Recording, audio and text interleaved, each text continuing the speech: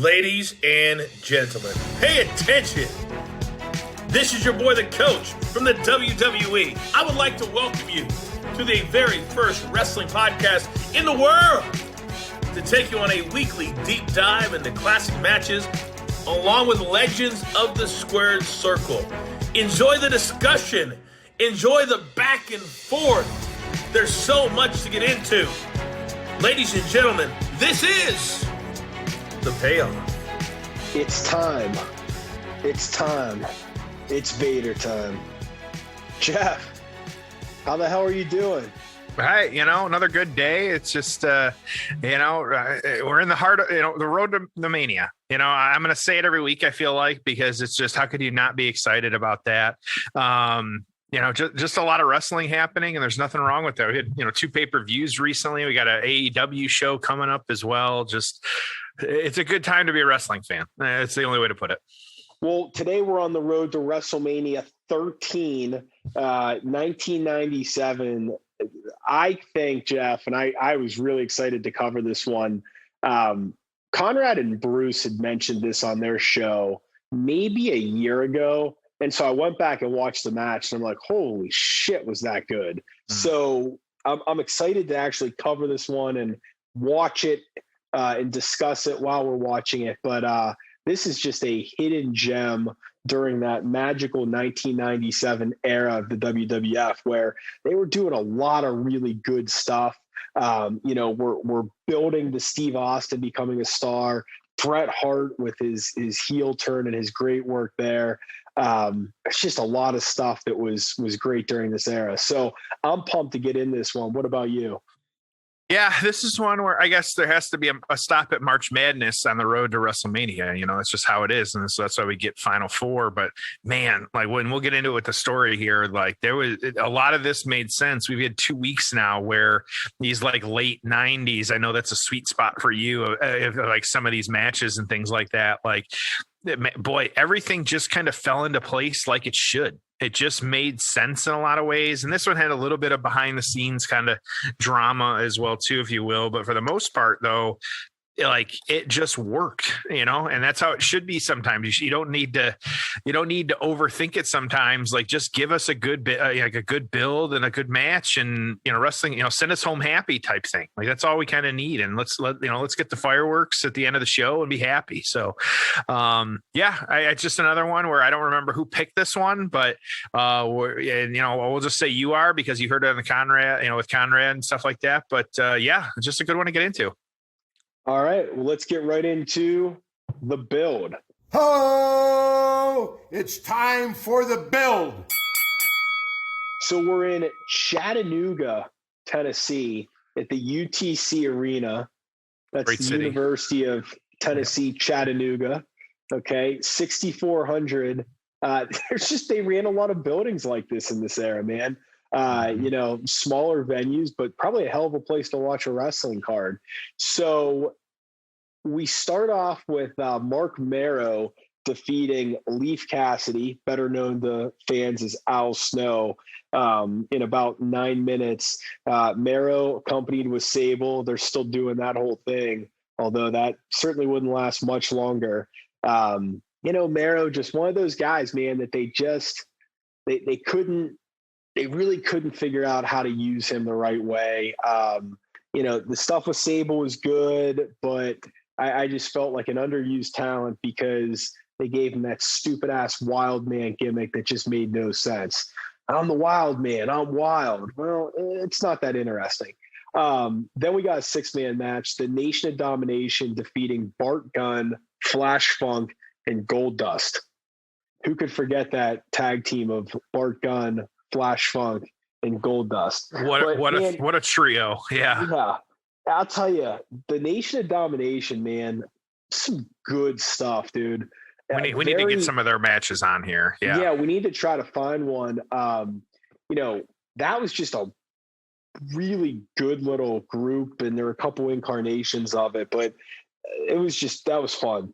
Rocky Maivia is your Intercontinental Champion. He's going to retain against Hunter Hearst Helmsley in 12 minutes. I always forgot about that other music that Hunter Hearst Helmsley was using at one point. The dun dun dun dun dun. Yeah, dun, like dun, dun. I know that one on that first theme or whatever it was. Yeah.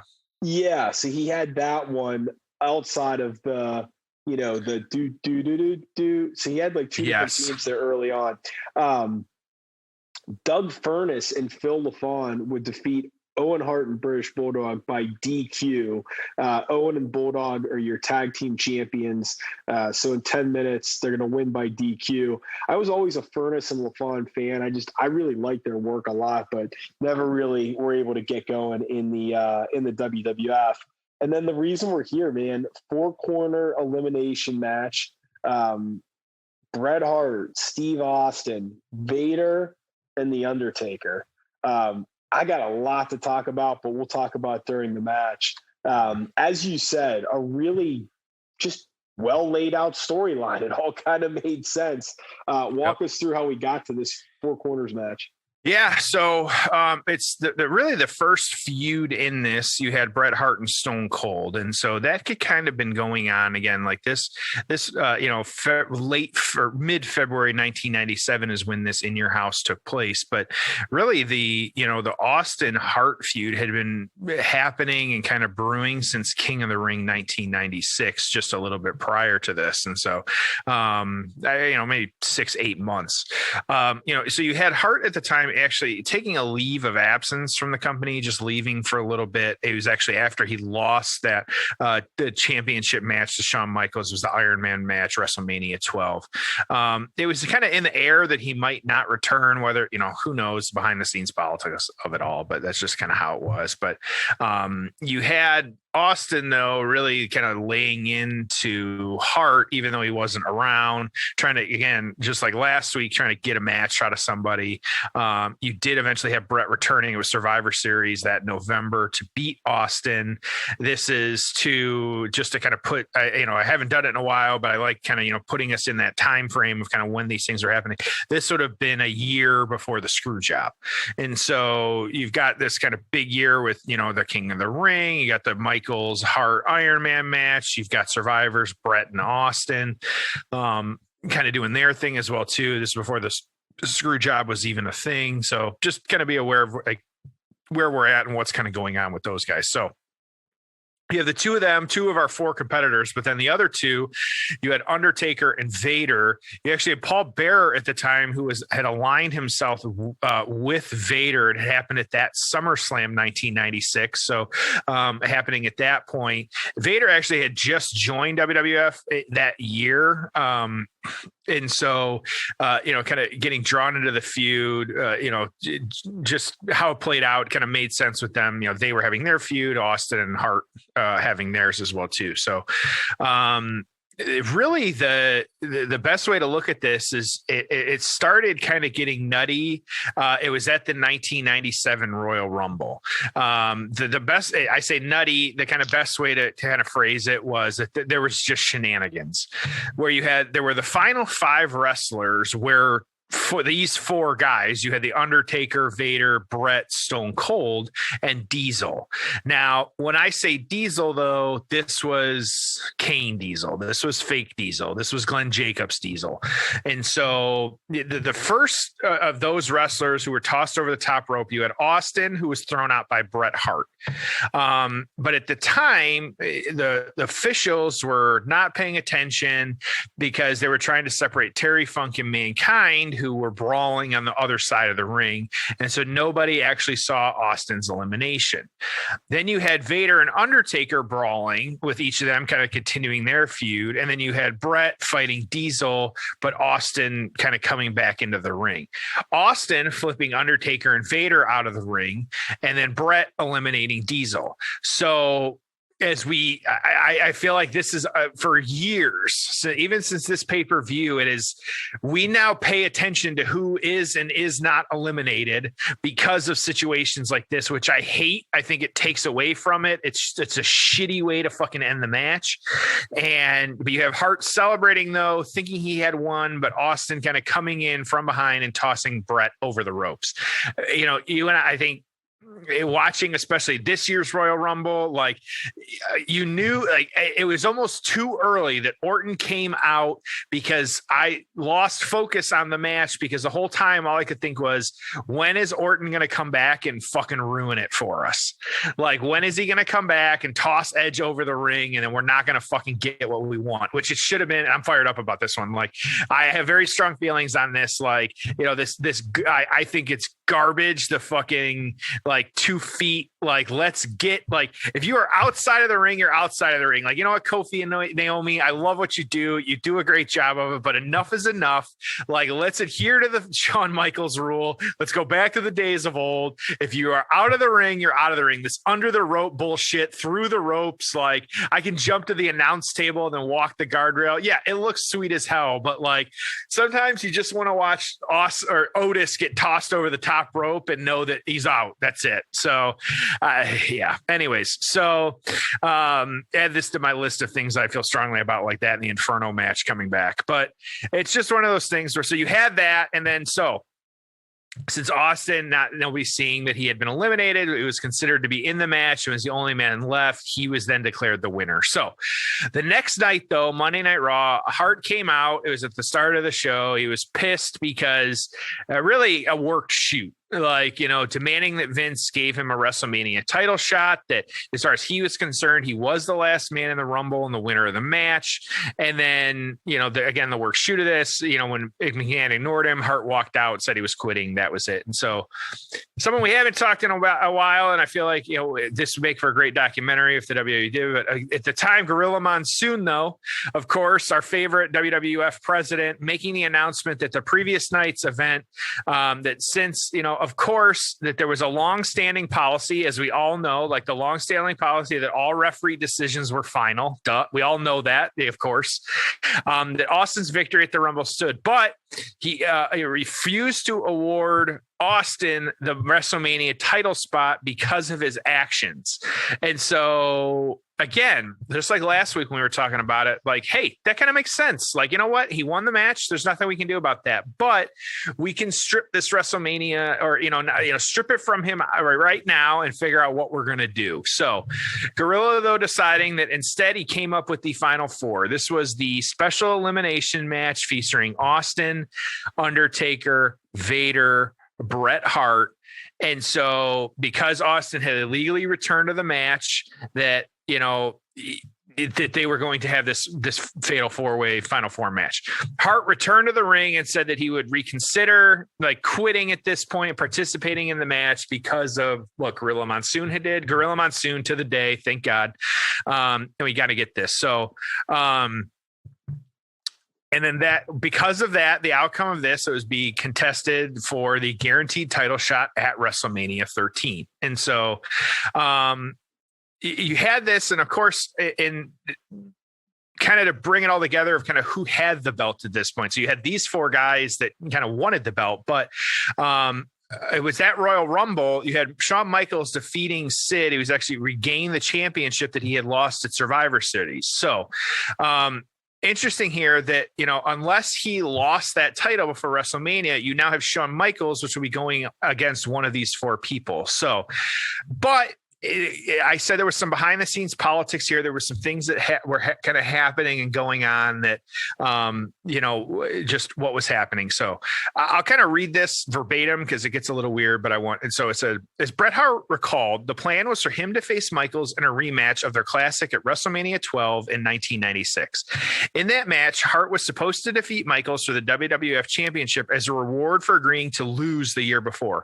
However, on a special edition of Raw that aired on February 13th, 1997, Michaels announced that he was vacating the championship. Several weeks earlier, he had wrestled Hart and Sid and suffered a knee injury. Michaels revealed that doctors told him that the damage was severe enough that he would likely have to retire from wrestling. He also said that he had, quote, lost his smile, which, Tom, you can talk about that at length. I know you like that one. And he needed to find it again, and thus he was walking away. Hart was said to be furious with the situation. He believed that Michaels was was only doing so he could get out of having to lose the belt to him, as they agreed upon, and that the injury was not as bad as he was letting on. So, and we'll come back to that point because I got thoughts on it.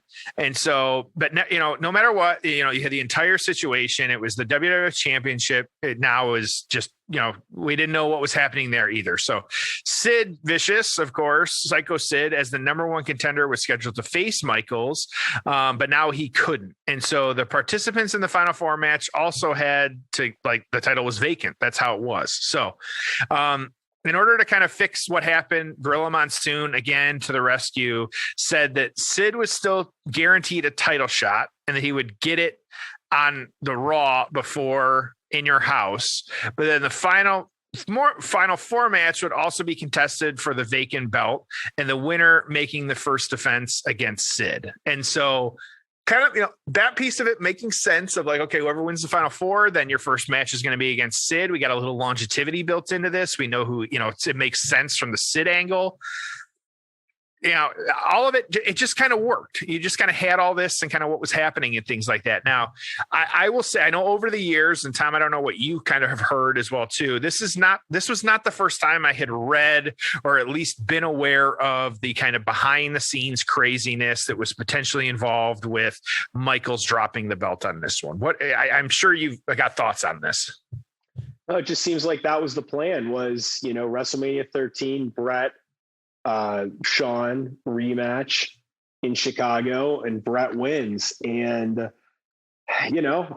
it's interesting because we rarely got WrestleMania main event rematches. Mm-hmm. So I find it hard to believe they would have just gone to that, but that's the word on the street. We would have never had Bret Austin. We may have not gotten the Bret heel turn. So, two thoughts being, one, everything worked out better because of that. Number two, though, is, it would have been nice had Bret and Shawn gotten along. It would have been nice to have seen a really good trilogy of matches. So it's number one being the Iron Man match, WrestleMania 12. Maybe number two is WrestleMania 13, but, getting that second match and then a rubber match. I mean, what could have been if we got a true rubber match? That's the thing with Bret and Shawn is, as interesting of a rivalry as it was, you got a match back in 92, I believe it was, when Bret was champion and Shawn was Intercontinental champion. You got your WrestleMania 12 match, and then you got the Screwjob match. See, that's all you really got. You never, you didn't really get the classic Shawn Bret matches that we should have got. You got one Iron Man match that some people love, some people hate. I personally happen to love it. And then you got the final match, which, so, that's the sad part of, this whole Bret Hart era is we didn't get great matches with him and Shawn because those two, I mean, they could have had 8 classic matches. You could have done a best of 7, right? I mean, you could have had them in a Hell in a Cell match instead of Taker and Shawn. I mean, there's so much that could have happened during this era, but it didn't happen for obviously a variety of reasons. But I've said it before and I'll say it again. I mean, that's the problem that, with Bret leaving is that he ended up in WCW. You didn't get more Austin matches. You didn't get more Taker matches. You didn't get Shawn matches when he came back. There's a lot of matches that we just didn't get with Bret Hart. And that's this era. Then you start saying, well, what if he would have been in there with The Rock? What could he have done with Mick Foley? What could he have done with Triple H? What could he have done with a heel Vince McMahon? So we just didn't get any of that. And it's a shame. So, yeah. Well, and I think back again, I know I referenced it last week too, but it was, I had texted you when we were watching I was watching the Yokozuna, and we were not watching it together. But I just feel like Bret is, the more I see of him, I know he's not well liked by anyone, or by a lot of people, not anyone, but by a lot of people because he speaks his mind. But I just feel like he's a no bullshit type of guy. Like, and so I feel like he knows the business. I feel like better than anyone. And my favorite quote, I think, or one of my favorite quotes from that one was, and I texted to you, was like when he said, quote, I just wanted to put my finger down my throat about the Mania 9 finish. Like, it's just, he was talking about Yokozuna forgot part of the match and things like that. And then the Hogan stuff, it's just, like he was not a big fan of that. But I part of me believes like, and I've said before in this show too, like, I wonder if Sean and Bret were, I've caught shit online for it too. Like Bret knew about the screw job and things like that. And we were all getting worked. And I know I got a couple people messaged me and said, you don't know what you're talking about. And I was like, it's my opinion. Like, and I'm not the only one that feels that way. So that's fine. And it's just wrestling. So it's not a big deal if I'm right or wrong. But I think that's how it is. And I just feel like, especially all this, like, some of the behind the scenes drama, like, Undertaker and Vader, I didn't talk too much about it, but they had a feud that was been going on for a long time. But the Bret stuff really being the focus on this one, because especially if you take into account what the potential build should have been and then the payoff for him, it just didn't happen. So but let's talk about this one. We've obviously got let's go. A lot to talk about. So we are in your house Final Four, February 16th of 1997. We are at the 1 hour and 17 minute mark. The 1 hour 17 minute mark. Jeff, are you ready? Unlike last week, I am ready and prepared to watch the match. All right, let's get into the payoff. Ho! It's time for the payoff. All right, we got all four guys that, they just started brawling. It's just awesome, right? 4 big-time professional wrestling stars here for sure. Yes. Well, and I'll start us off. It's been in the kind of the wrestling like conversation. Oh, Undertaker flying through the air. Yep. It's been in the wrestling conversation right now and kind of what's happening and things like that. But, and I'll just ask you point blank, is the current product soft? So there's 2 ways I look at this, right? Is the in-ring product soft? No. These guys are working really good matches, really stiff, really, the actual wrestling is great. Is the storyline soft? Yes. It's soft as hell. It's scripted bullshit. I'll tell you, Jeff. So, and they've done this a few times now. I saw, without looking for it, right? I find this picture of all 30 women that were in the Royal Rumble sitting there arm in arm, smiling together. I saw the same photo, I'm assuming. Okay, yes. So it's soft.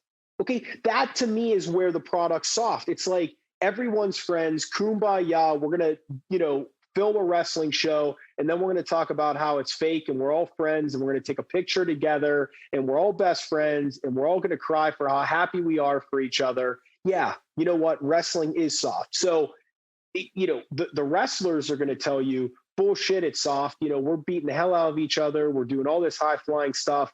We're doing last man standing matches. We're doing Hell in the Cells. We're doing elimination chambers. And in that regard, they are absolutely right that the actual physical wrestling is not soft, but the storylines, the, presentation of, the conflicts, the behind the scenes stuff, the network stuff of how everyone's buddies and it's all a big, that is soft. That's my opinion. What about you? And by the way, really hot start to this match, man. Vader is bleeding, it looks like. On his arm, yeah. We got Vader and Taker outside, Bret and Austin inside. Yeah, my read of that and how it was said, it was like it was far more. I say behind the scenes soft. I think it was who was it? Oh my gosh, Xavier Woods, kind of making the comment like, okay, so we've got like PlayStations and shit in the locker room. Like, I don't think we want some of the stuff that you guys were doing in the locker room in our locker room. That's fair. These guys were, a lot of them were either, during or after the show. Pills and alcohol and drugs everything. and, Yeah. All that. Yep. Steroids from Mexico. And I mean, and you and I mean, the plane ride from hell, we've all heard, that stuff, and the hotel pictures, like that's some of these documentaries they're able to put on, and like the photos they're showing. So the guys are at the bar, like, and I'll give you an example and Taker with a choke slam on Vader. And by the way, we need to find a Vader match from his prime. Well, I know we've been talking about it on here, but we got to find, either Sting or Mick Foley. I'd love to find a Vader match from his prime. So let me point out an interesting example of this. So Bret Hart recently, and when I say recently, a couple years ago, he was backstage, at an event, and he basically said something along the lines of, "Oh yeah, these guys are all sitting there drinking milk and cookies. Like it's a far different locker room." Jeff, his brother-in-law died from steroids and pill abuse. Mm-hmm. Okay. One of his mentors is, what's his name? Davey Boy's tag team partner. Dynamite Kid. Yeah. He's in a fucking wheelchair. Why? Well, because he lived a hard life. Okay. So it's funny how a guy like Bret Hart and I mean, his, obviously Owen was an accident, but he's had, Davey Boy's been gone. Jim Neidhart's gone. I mean, all these guys are gone and they all lived hard. Roddy Piper's gone. I mean, all these guys, Kurt Hennig. I mean, you go down, Rick Rude, you go down the list of all these guys that Bret traveled with and some of whom were his good friends.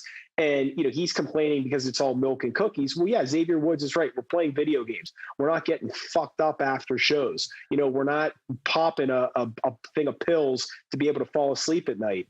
So, there's things about the business that I wish were still there. And I wish that, some of the grittierness of it was absolutely around, but to sit there and like slam the locker room because the guys aren't living the same lifestyle is absolutely absurd. And it's troubling coming from a guy who so many people around him are either, in very poor shape or gone. Vader's an example of that. And again, I mean, some of it, I'm not saying everyone, lived too hard. And I know it's a combination of things. And some of it's just the lifestyle of being on the road and the physical wear and tear. But a lot of these guys, I mean, they did things to their bodies that were extremely harmful. And they've either paid the price in terms of pain and suffering, or they're no longer with us. And so, it is milk and cookies now. Which I have no problem with and playing video games. The only my issue with the business now in terms of softness, I'm glad that they've cleaned up the locker room. I'm glad they have the drug testing.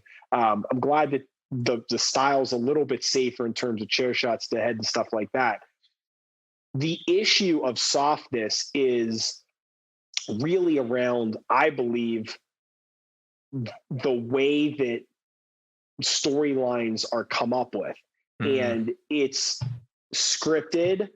There is no real life element thing to it. Look, I like when Matt Hardy and Edge are feuding over Lita, and it's real life and it's not some scripted bullshit. I like that. Okay. That's what's made wrestling great, is when there's just some reality in things, right? We've talked about this before. Yep. Randy Savage, he really was jealous about people and Liz. Okay, there was a little bit of truth to all of that. Okay, that was crazy. Yeah, it's seen those documentaries. Yeah, and so Bret and Shawn, they didn't like each other. It made for incredible TV. Taker didn't like Shawn; he thought he was a punk. Made for great TV. I mean, so again, yes, it's soft, but I think you have to decipher what is soft. It's not the actual physical in-ring product. It's not the fact that guys, aren't, getting up and getting down with a variety of recreational drugs after the show. That's not it either. Yeah. Vader, just his eyes all jacked up from a legit spot. All four guys still in it. But yeah, I do think that the storylines and the personalities and the characters, that I think it just needs to be grittier. It needs to be rawer, no pun intended. And it needs to be a little bit more authentic and organic. But instead we just get it's just characters, they're doing a thing and then they're talking about how fake it is afterwards. So Bret Hart and Vader, like all the way back in the entrance there. Vader, I mean, I guess the knock on him in this era is he's just, he's a little overweight. He's slower. He's lost a step. He's had injuries. So, it's tough for me to compare it to because I just don't remember some of his stuff. Yeah. But we got to go back and find it. But it's like, man, A for effort. It's like the guy's body probably was broken down at this point, but it wasn't for a lack of effort. I mean, and it's just great seeing him in the spot. I just wish we would have gotten more of Vader as a main eventer, Vader with the title. I mean, really, the only time he really sniffed the main event was SummerSlam 96 against Shawn. And that was supposed to be a trilogy where they were going to trade the title. They ended up using Sid instead to take the title off Shawn because I think the knock was just Vader was just a step and a half behind. Yeah, I couldn't.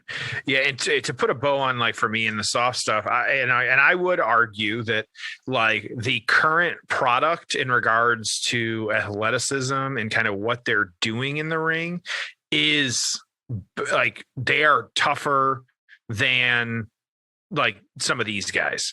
And I get, like, I will debate that. I won't necessarily die on that hill, but cutting backstage watching Sid watching, I like some of the stuff they're doing, and I compare it to, like, there's that, I mean, you might have seen it, like that cross section video of, like, one of, like, the first Olympic vaults ever versus, like, last year's gold medal winning, like, a championship vault, and in the Olympics and things like that, of, like, the products just evolved. So the stuff we're seeing, like, yes, the Undertaker has kind of dove over the ropes before, or the suicide dive, but then we're seeing it done different ways. We're seeing, and then there's the argument of, like, the flips and shit and stuff like that. But I think that, like, what we're seeing in regards to in-ring product is definitely not softer on any level than anything these guys were doing now.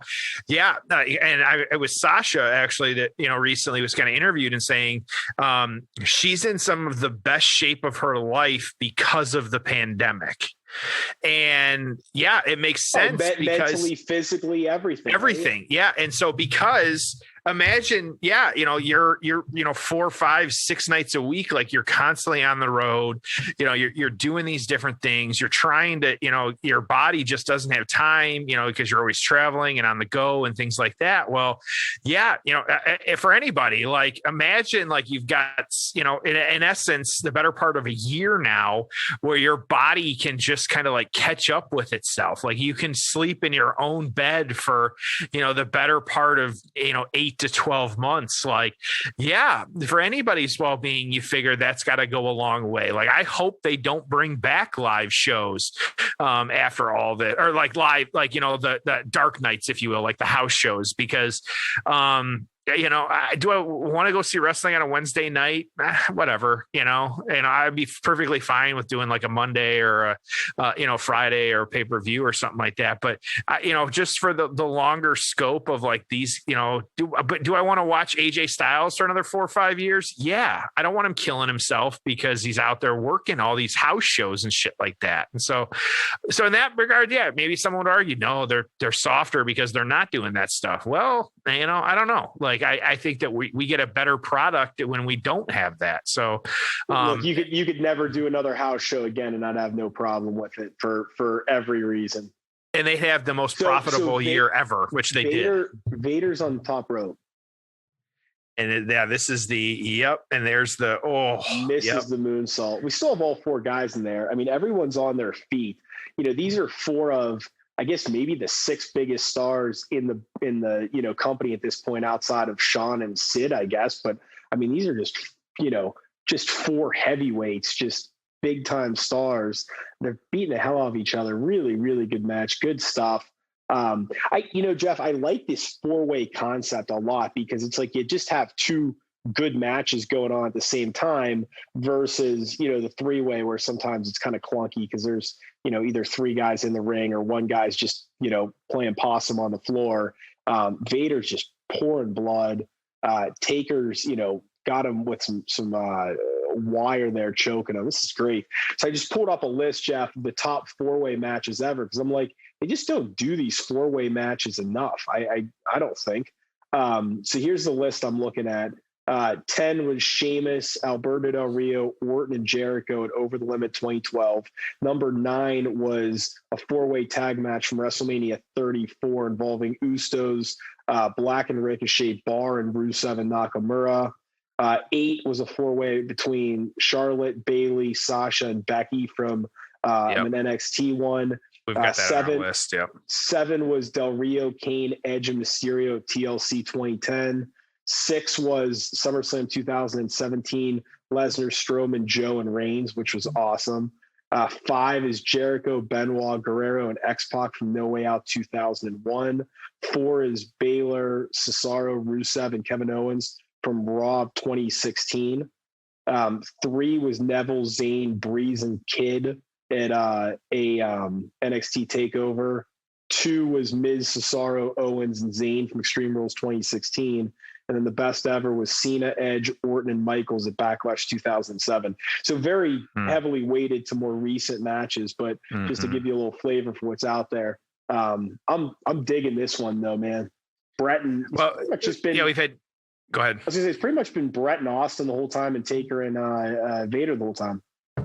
Well, and they're not. It's odd too. We haven't really seen like the 2-on-1 or 3-on-1. Like they're just kind of wrestling in their own little bubbles. Of you had like Taker and Austin for a while. You've got Austin and Bret now. Like they're really wrestling 2 matches in the same ring. Like I mean, they're not really. We're getting each other's way a little bit, but it's not bad actually. So it's interesting. It's a full year before Austin would become champion, obviously, but I was watching the promo that he did before this match. Dude, I mean, he was ready to go at this point. I mean, he was ready to be champion. I love the build for another year to get to the title on him, but dude, This guy was absolutely ready to be champion. He was just great. Just such good stuff. Also on this show was Chyna's debut. Oh, that's right. Yeah. Yeah, I forgot to mention that earlier. She debuted by choking Marlena during the an exchange between Goldust and Triple H. And that's the thing is, even like, 95, 96, 97 WWF, far from perfect, but they always tried to deliver with a main event. And it's like, sometimes I wish that the rest of the cards were as good as the main events, because there'd be a lot of shit, but then like whoever the 2 guys were in the main event, they'd go 20 minutes, they'd have a really good match. I just felt like they always did main events really well during this era. So one thing too that I was kind of reading, and this talked to, we recently had the Goldberg Drew match and kind of the passing of the torch at the end of that one. And it was an article of like, when you and I've talked about it, of like building stars. We talk about this all the time, like, and kind of what was happening. And Goldberg, for the shit I give him, even to just not being a huge fan of him, and I find it funny that Goldberg is the one that's saying it's hard to build mega stars in 2021. But one of the things he did say, this is a quote, it said, there were a lot of badass dudes in that locker room. And when I came in, the heels and baby faces were never seen in public together. Things have changed exponentially, and I can't say it's for the better. Do you think, like, and you and I've talked about it before, and I just don't know, we have the oldest Rumble, you have Edge probably going to be the main event of WrestleMania unless something weird happens. You and I had sent you a link this week too, and it was discussing, and I think even I was shocked that the last time there were not part-timers in the main event of WrestleMania was 2011. And the last few years, you had Brock and Drew, you had Undertaker, you had Brock, who was part-timer, you had Undertaker, AJ, Undertaker was kind of on the way out. You had Ronda versus Becky versus Charlotte. Ronda was the part-timer. You had before Brock and Roman, which, Brock, it's hard to say he's part-time necessarily, but, Brock and Roman. Then you had Undertaker, Roman 2017, Undertaker's part-time. Triple H, Roman 2016, like Triple H, like, is this part of the reason, like, they're not building stars, is they're not putting them in the right spots? Like, because you've got this 4-way, we're watching this match, and these are 4 guys that like, they can go. They've been going. It's been a really good match to this point. Like, how do you, like, I just don't even know what, when we say, oh, we're not building stars, but I don't even know what we're looking for. Like, what is the solution here to get fans to watch again and be interested again? So should WrestleMania be special? Yes or no? Oh, absolutely. Yes. I don't know where you're going with this, but yes. There's your answer, because you need fresh matchups. Okay. And Brock Lesnar and Drew McIntyre is a fresh matchup. Rousey, in a tag match, or Rousey in that 3-way match, it's fresh, it's unique, it's different. So, when you were producing a handful of pay-per-views and a 1-hour Raw each week, you could hold off on combining people and bringing people together. Okay. You can't do that anymore. So my point is that you need part-timers. You need guys that are, not full-time, because that, integrating a Goldberg or a Cena or a Lesnar or a Taker or a Rousey, integrating them into the fold is what gives WrestleMania something fresh. And in terms of new stars, look, you put McIntyre over clean against Lesnar. You put him over clean against Goldberg. You put Braun Strowman over clean against Goldberg. I mean, these part-timers are losing quite a bit of these matches, and I love Drew McIntyre. What's he done for the product in terms of business? Is he selling an ungodly amount of merch? No. Have the ratings gone up? No. And again, I really like McIntyre, but you've given him a year. You've put him over everyone. He lost one match to Orton, but he got his title back immediately. What more can you do? He's clearly not a mega star.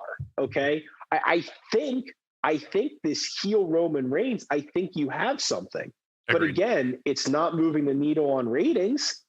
Maybe because he's a heel, I don't know. But that's what's so tough. And it's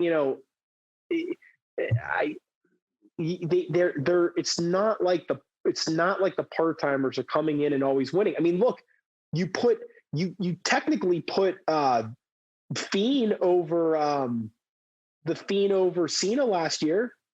Yeah. What did that do? Well, Jeff, it did nothing. Why? Because they did a shitty job booking him. Okay. Yep. Well, and it, you raised the interesting point here, though, which goes back to the product being soft. Yeah, the storylines are soft. I mean, what storylines are you really caring about? So now Vader was going back up to the top rope, but Bret Hart's going to get him.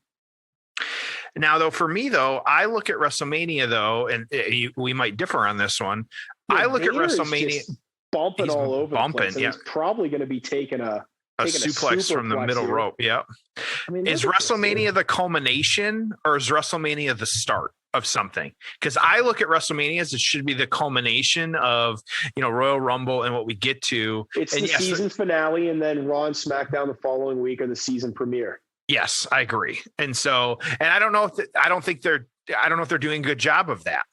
Like, it's hard to say. Like, same with Wrestle Kingdom. Like, we know after the G1 for a few months, like, then it's the same type style of then a Wrestle Kingdom, who's going to be the main event. Like, we just know that. And so yeah. If you believe what you see in the dirt sheets about them never really seeming to know what their WrestleMania plans are that far in advance, which I believe, I actually think that's true. Oh, agreed. Based on everything we've seen on TV. What's the excuse here? Yeah. Okay. So you've got 30 nerds sitting there writing for you every week. Okay. You've got this massive team of writers. You've got every resource that you need as a $1 billion company. So what I don't understand is, why can't the 30 writers just figure out a really good plan, especially right now, because no one's really getting hurt. It's not like, guys get hurt all the time. Plans change. I mean, why can't you craft out, at least always know what your next 90 days or your next 120 days are? I mean, that's just good business. Any business should know what their strategy is over the next 90 days. Any TV show, I mean, if you're writing an episode of Breaking Bad, guess what?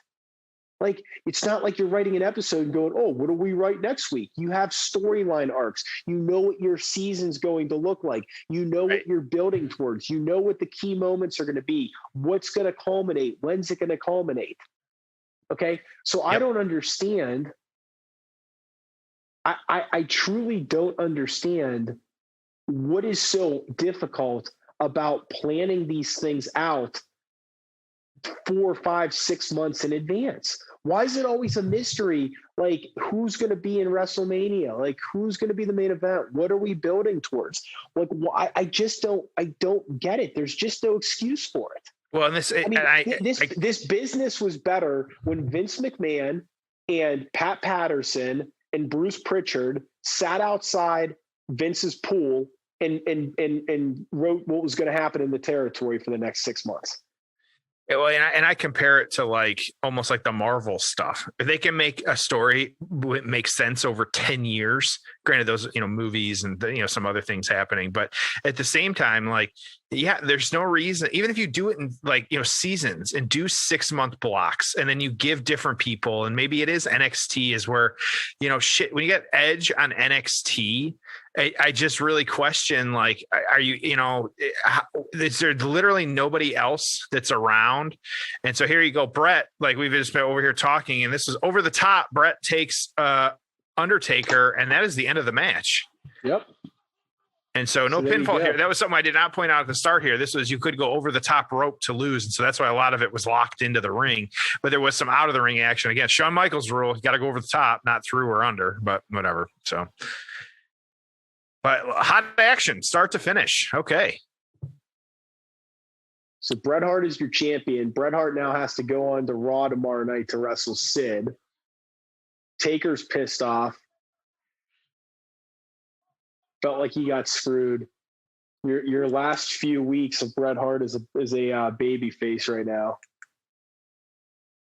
Austin was the antagonist the whole time. Vader, I mean, again, yeah, I'm sure he wasn't in his prime, but man, he was just fun to watch. So, yeah. And that's your pay-per-view. So, Jeff, let's get into the aftermath. Ho! It's time for the aftermath. So what kind of happened after this one that, a lot of this it kind of came to an end. You had at the time, Paul Bearer and kind of, who was with him, Vader and Mankind, they decided to go after the tag championships. Even though the two of them had a little bit of a feud or kind of some brawls themselves, they actually failed to win the tag team gold. It was WrestleMania 13. They lost to Owen and the British Bulldog. After this show as well, too, like Vader and Undertaker, their feud just kind of came to an end, but you did have Austin and Hart's continuing in a big way. In that mandatory kind of defense against Sid on Raw, Hart actually ended up losing the championship after Austin interfered. He had attacked him while Hart had Sid and locked in the sharpshooter. So Sid ended up, pinning Bret, gave him the power bomb, winning his second WWF championship at that time. But because of that, you then had the Undertaker was given the number one contender status in that match at WrestleMania. But, Hart still being frustrated just at kind of how, all this played out. They ended up having a match, wanting a match at WrestleMania, having a match at WrestleMania. And this was, of course, the famous, the submission match, and having that. So, Hart did eventually get a rematch against Sid as well, too. It was a steel cage match before that WrestleMania. Yeah, and so just, again, both Sid, Undertaker, and Austin being involved in that one as well, too. And so, but you had some interesting kind of how this played out was, during the steel cage match, Vince, really attempting to interview Bret. Bret grabbed the microphone, kind of shoved Vince, went into this, frustrated kind of tirade of how pissed he was.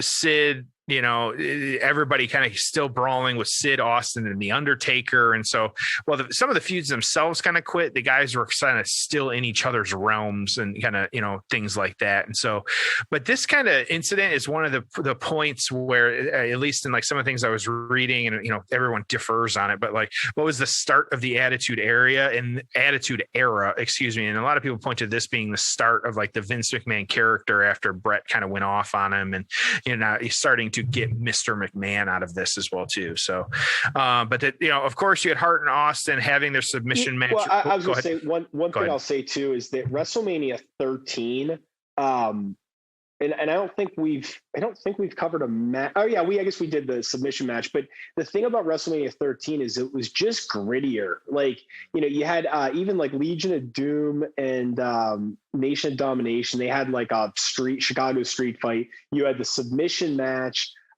Taker is your champion. So you're right that things were this Attitude Era. There was no one match or moment that became the Attitude Era, but it's like this was right around when you went from cartoony, campy WWF to the Attitude Era. I mean, it was right around here. Like, I mean, if you wanted to point at like this match and that steel cage match and stuff on Raw, that's about it, man. So if you want to see the transition, this is the time to start watching those Raws and those pay-per-views. Yeah, and that WrestleMania 13, and we've covered, we've got some matches that were interesting from that one, but you had, of course, the two of them, Hart and Austin, having their match. This was Ken Shamrock as the guest referee of this one, and Hart winning this one. Of course, Austin passing out, blood soaked, locked in the sharpshooter. 5-star match out of these guys, and absolutely deserved every bit of that 5-star. And so, and that was the double turn as well too, and then going on Hart Foundation. Just a lot that came out of that match, which was great. And then, of course, you had Undertaker and Sid battling for, at the time, Sid having the heavyweight championship. There was the no DQ match. Hart actually interfered in this match. He helped the Undertaker beat Sid, and so Undertaker winning again the WrestleMania streak, but winning that championship from there. So yeah, just interesting how it kind of played out. Just yeah, it was good stuff. And you had, I didn't really talk much about Vader. Him at this point, you had the kind of Camp Cornette and him being involved with that as well too. Prior to this, and kind of that happening.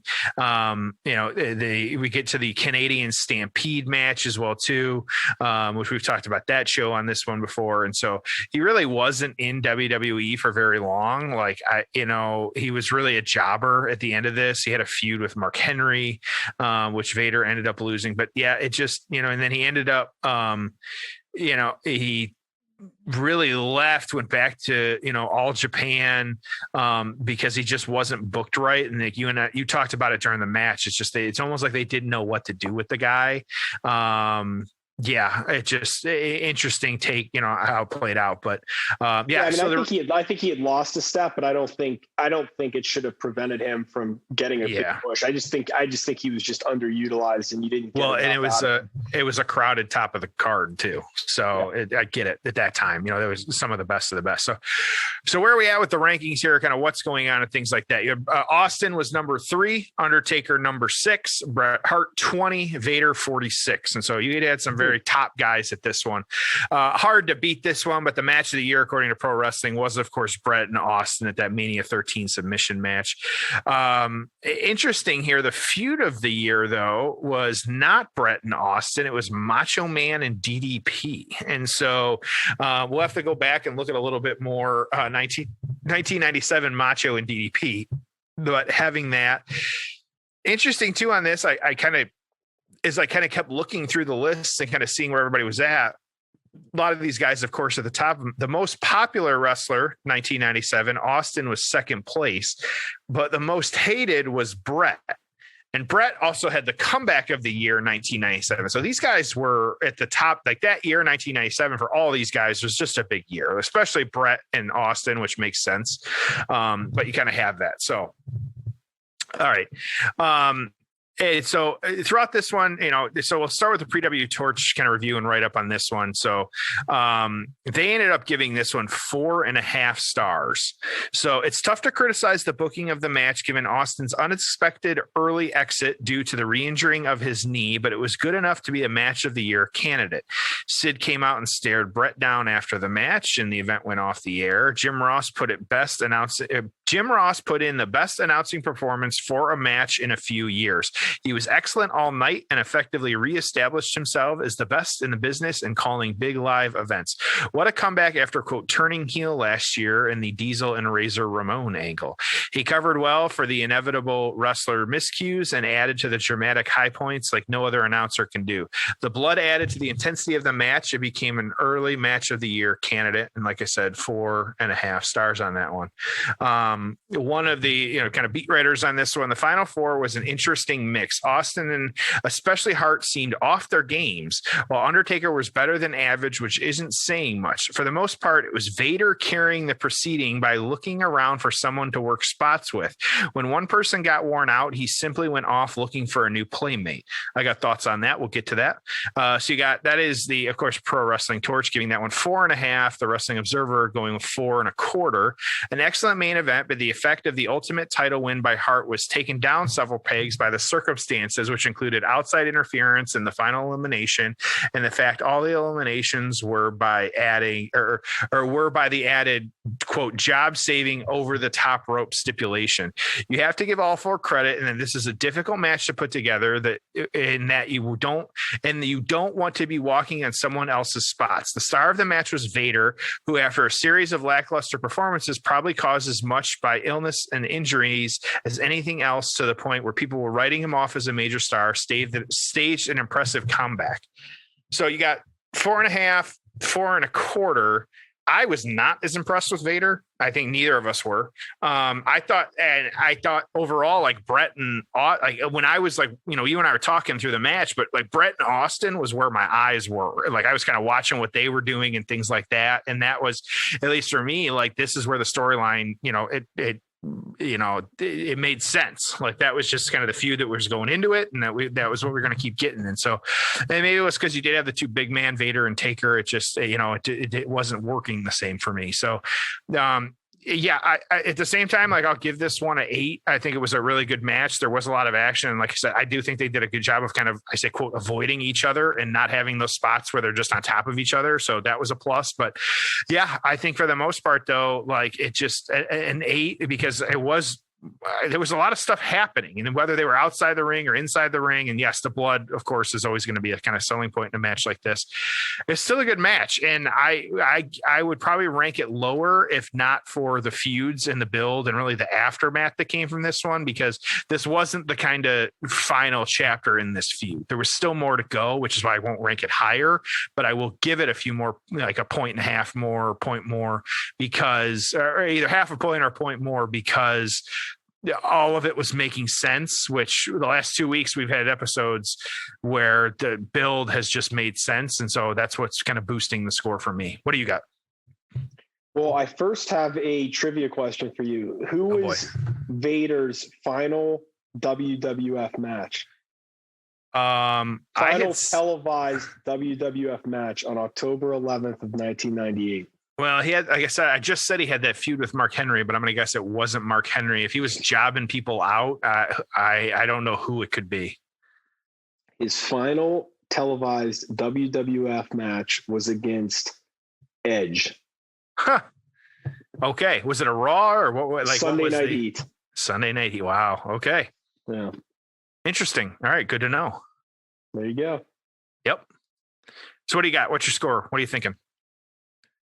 I really like this. I got this at a 7.5. I almost want to go higher, but I'm going to go 7.5. I think it was a really solid, fun match. I like the storyline a lot. The build made sense. These guys kind of all stayed intermingled afterwards. So there's a lot of build and a lot of aftermath involving these guys and where they'd go. A really solid 7.5. Just a lot of fun, really good match. And again, it's a fun piece of history, this 97 era. What about you? Mm-hmm. Yeah, like I said, I'm an 8. And so I think that it just, for me, that kind of makes sense of like, the build and all that stuff. So yeah.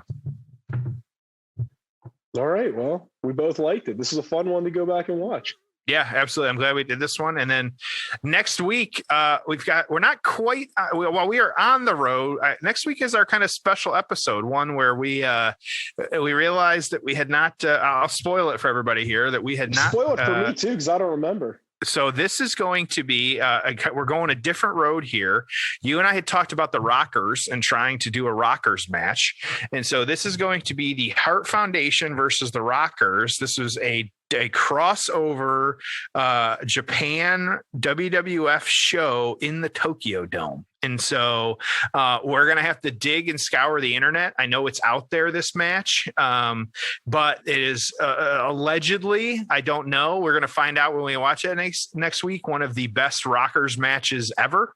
And so we're bringing two of Tom's favorite worlds together with the Heartbreak Kid and Marty Jannetty. And finally, we're getting one step closer to having Marty Jannetty on the show for Tom. And so this is the start of that. We're on the road to Mania, but we're covering a Rockers match at the Tokyo Dome, and then we're getting into Mania. So one more. Well, you better be able to find the footage for this match, because it's going to be tough for us to cover if not. It'll be out there. I know it is. So okay, good stuff. But all right. So with that, at Payoff Pod, check it out. Thanks for listening, and let us know what you think about the show and all that good stuff. We talked about a lot today. It was good stuff, though. It's a great day, great episode. Yep. All right. As always, thank you for joining us on The Payoff.